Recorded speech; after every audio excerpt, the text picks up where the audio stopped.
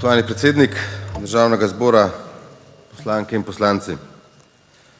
Torej, po včerajšnjem podpisu koalicijske pogodbe danes sledi drugo dejanje, ki smo ga v trojčku NSi, SLS in Fokus obljubljali pred volitvami, si za njega prizadevali tudi po volitvah v Državni zbor. Ljudje so se na volitvah v Državni zbor odločili, kot vedno poudarjam, za politični obrat. Odločili so se, da končajo z razjedalno politiko Golobove vlade, izključno politiko, ki je močno bila tudi kulturni boj. Zlasti so močan glas za drugačno Slovenijo dali mladi. In prav mladi so tisti, ki si zaslužijo v tej državi več priložnosti. Ameriški pisatelj Stephen Covey je zapisal: "Niste produkt svojih okoliščin, ampak produkt svojih odločitev." Gospe in gospodje, državljanke in državljani, okoliščine danes v Sloveniji tudi zaradi odločitev odhajajoče vlade zagotovo niso dobre. In zato je danes potrebna nova, drugačna odločitev o izboru novega predsednika vlade. Kajti ni prav, da državljani delajo in se trudijo, a si lahko v tej državi, kljub temu, da nekdo dela, privošči vedno manj. Ni prav, da obrtnike in podjetnike, ki so motor razvoja naše države, zavirajo visoki davki in ta besedni zaklad, da so nebodiga treba kot del naše družbe. Ni prav, da manjšina, ki ne sedi v tem Državnem zboru in ni izvoljena na volitvah, kroji na trgih in ulicah usodo večine. Ni prav, da se kmet namesto s kmetijo ukvarja s papirji. Ni prav, da bolni v agoniji čakajo na diagnozo in zdravljenje, kljub temu, da vsak mesec plačujejo prispevek v zdravstveno blagajno. Ni prav, da upokojenci ne morejo dostojno užiti sadov svojega dela. In ni prav, da je kdorkoli v tej državi v negotovosti, kaj bo jutri. Zato eden izmed temeljev včeraj podpisane koalicijske pogodbe višja blaginja za vse. Močno gospodarstvo je ključni porok za najbolj možno in najboljšo, tudi hkrati socialno politiko.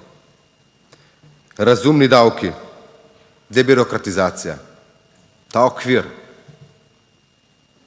svoboda, z malo svoboda, da ne bo pomote. To je tisto, kar naše gospodarstvo ključno potrebuje. Zaradi tega je v koalicijski pogodbi velik del namenjen prav razvoju te države, gospodarskemu razvoju, pogojem, ki lahko jih ponudimo obrtnikom, podjetnikom in gospodarstvenikom, da odpremo vrata v naši državi tudi za tuje investicije. Slovenija se rada opisuje kot dežela inovativnih in sposobnih ljudi. To drži. Imamo izjemne ljudi, izjemne kadre. Ampak glejte, če kaj, potem je prav birokracija tista, ki duši naš razvoj in ustvarjalnost. Leta 1992 smo v tej državi imeli približno 402 zakona. Danes jih imamo skoraj dvakrat več. Ob tem, da imamo tudi več kot 20.000 podzakonskih aktov. Glejte, to ni razvoj. To je kaos, ki nekomu tudi koristi. Je leglo, ta birokratski okvir, administracija, je tudi leglo za korupcijo in klientelizem znotraj države. In tega kaosa se bomo sistematično v novi vladi lotili. Ampak eno izmed ključnih težav ali pa problemov preizkušenj slovenske družbe pa je zagotovo demografija. Poprečno se na leto v Sloveniji rodi zgolj in samo 17.000 otrok, kar kaže na dekadenco naše družbe in hkrati tudi na erozijo kulture življenja. Gospe in gospodje, brez otrok ni prihodnosti in brez Slovencev ni Slovenije. Če pa kdo misli, da bo demografsko zimo reševal z migracijami, ta se moti. Demografsko zimo bomo reševali le na način, da sprejmemo tudi ukrepe, pogoje, ki jih bodo imeli mladi, da bodo si lahko privoščili družine in na drugi strani z veseljem do življenja, z odnosom do kulture življenja, ne pa zakonodajo, ki govori o kulturi smrti, kar smo bili priča v preteklem mandatu. Gospe in gospodje, nova koalicija s koalicijsko pogodbo, ki smo jo včeraj podpisali, daja novo upanje Sloveniji. Predstavlja drugačno vizijo za to državo. Vidi Slovenijo, kjer se splača delati, ustvarjati in kjer se spoštuje trud vsakega človeka. Kjer se ceni in nagrajuje delo prav vseh delavcev.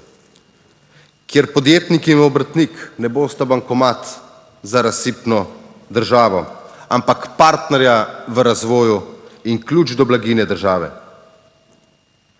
Nova koalicija vidi Slovenijo, kjer upokojenci dostojno živijo in imajo primerno oskrbo in podporo, ter lahko tudi delajo, če tako želijo, ne da bi bili za to prikrajšani svoje zaslužene pokojnine.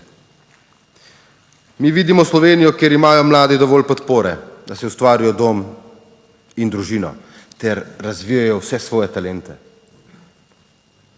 In vidimo Slovenijo, kjer so otroci, kot sem dejal, veselje in ne težava. Vidimo Slovenijo, ki vlaga v znanje, digitalizacija, umetna inteligenca in inovacije niso grožnja, ampak priložnost.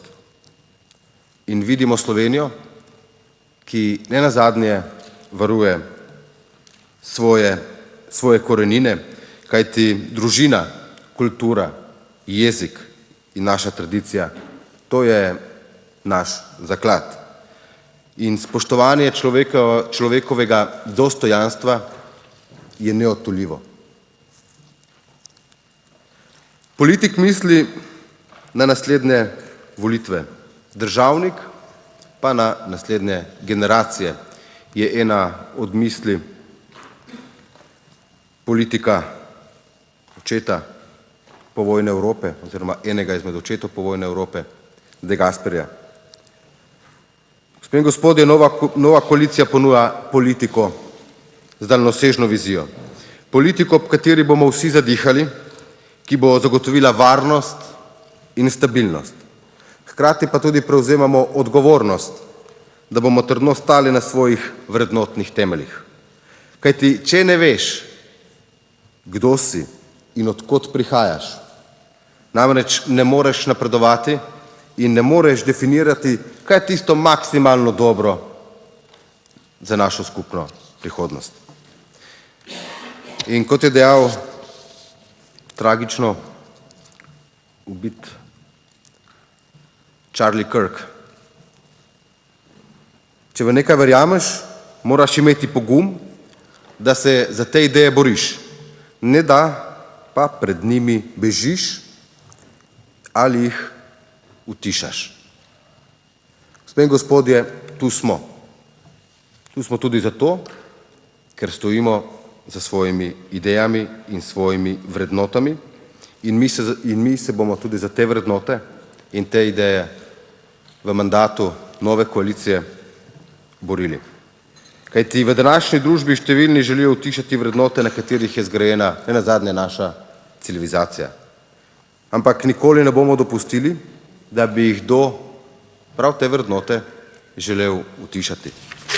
Tudi zato je naš cilj oblikovanje desnosredinske vlade.